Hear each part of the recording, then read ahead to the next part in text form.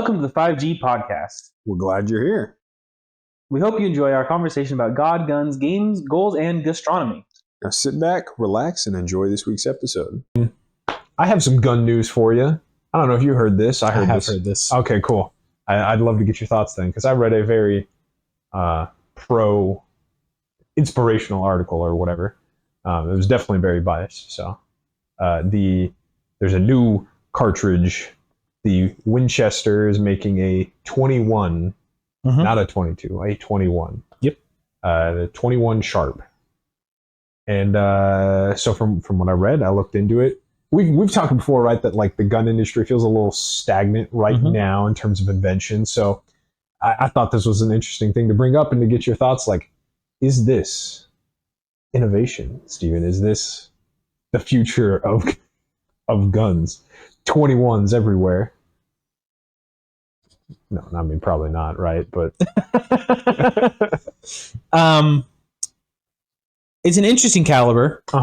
It's a cheaper version. So I don't know how, in your article, I don't know if they explained the reasoning behind its development and it's the same shell as a 22 is what I heard.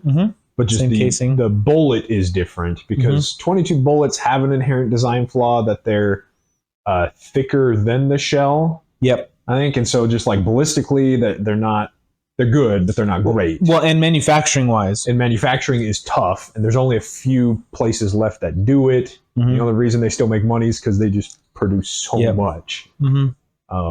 So they just like Winchester just tweaked the bullet slightly, so it's better ballistically.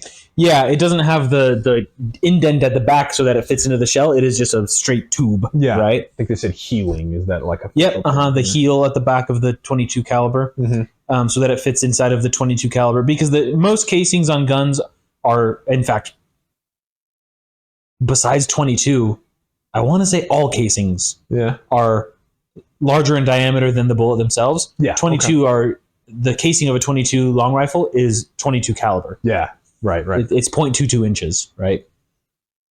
Just like the bullet is 0.22 inches. But on like a 5.56 or on an AR-15, which is a 22 caliber bullet, it's 0.22 inches. Yeah, right.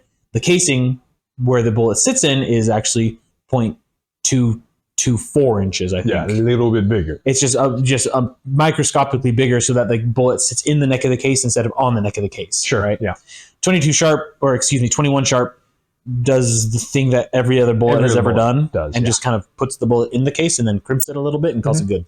The history I read is like the 22 has been around for a very long time, and so that was just before we've kind of modernized every other cartridge. We've never modernized the 22. Nope. So yeah, it is just a modern 22, and what's cool is that you can shoot it out of your 22s. You can reload them, I think, which is cool. Reloading you can, but you have to buy the casings with the primer already primed. Yes, because rimmed cartridges have an inherent design flaw, which once they're shot, you can't use them again. Because the primers aren't removable. The primers are built into the casing itself. Sure. That's inherent in all rim fires. They're non-reloadable. Yeah, which is probably another modern innovation that we should get. Well, the problem is the caliber itself. You can't really make. It's a small caliber, right? Like you can't do a center fire. You can't do replaceable primer. It's just so difficult. It's just right? small. Yeah.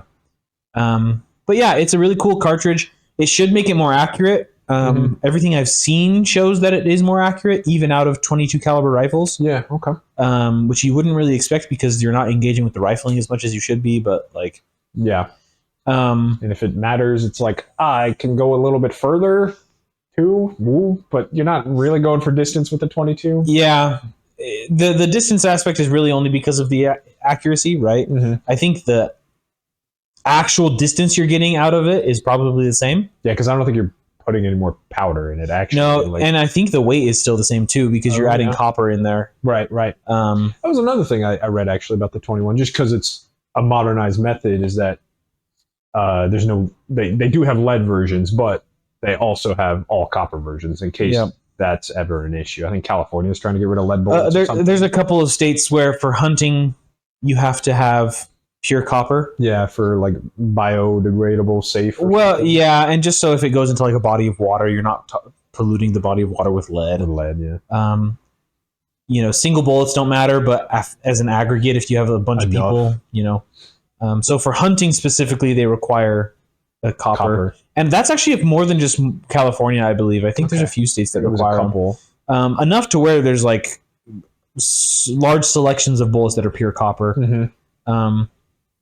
Copper itself also generally has a bit better of ballistic performance in terms of long distance. Yeah. Because it holds its shape. It's harder than lead, right? And so it doesn't deform as much in the barrel. Sure. And so you don't get as much wonkiness.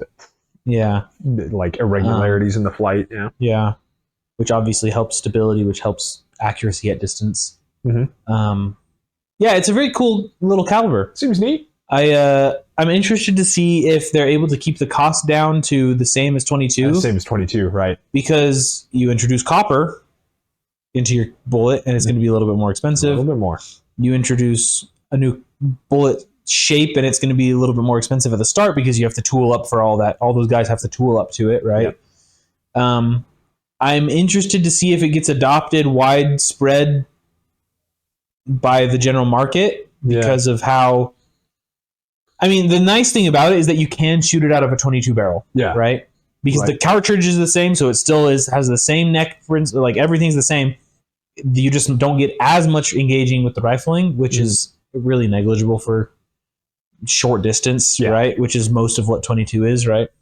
Used for it. 21 will be the same. Mm-hmm. So it has potential. Like it does. It's not going to take over 22, I don't think, barring like widespread lead bans or something. Well, it depends. I think that if it's popular enough, the problem with new calibers, and every new caliber faces this, is if there's not enough rapid mass adoption, then the caliber will die. Yeah. Right?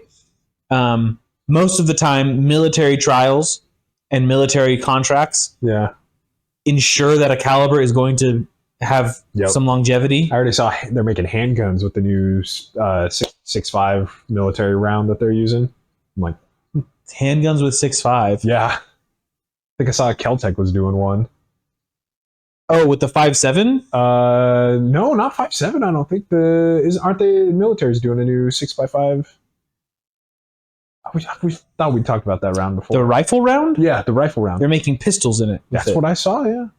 Oh, like SBR pistols, where it's like technically a pistol, but it's actually just a short-barreled rifle with a brace? It didn't have a brace, what I saw from Keltec. I'd have to double-check that, but... Yeah, I'd like to see. I'm pretty sure. Because Keltec just released a new pistol in 5.7 by 28, which is the same caliber that the P90 shoots. I was sure it wasn't a 5.7, but could be. Because 6.5 is a pretty... It's big. I mean, I don't think there's any pistol calibers that are designated 6.5. Because 9mm, that's 6.5 millimeters. A 22 is 5.5 millimeters. 30 caliber is 7.62 millimeters. A 9mm is a 338 projectile, or 35 caliber projectile. 38 or 35. I don't remember the conversion on that one as well. Metric to. Yeah. I'd be interested to see if you see that. It'd be interesting. Thank you for watching this week's episode of the 5G Podcast.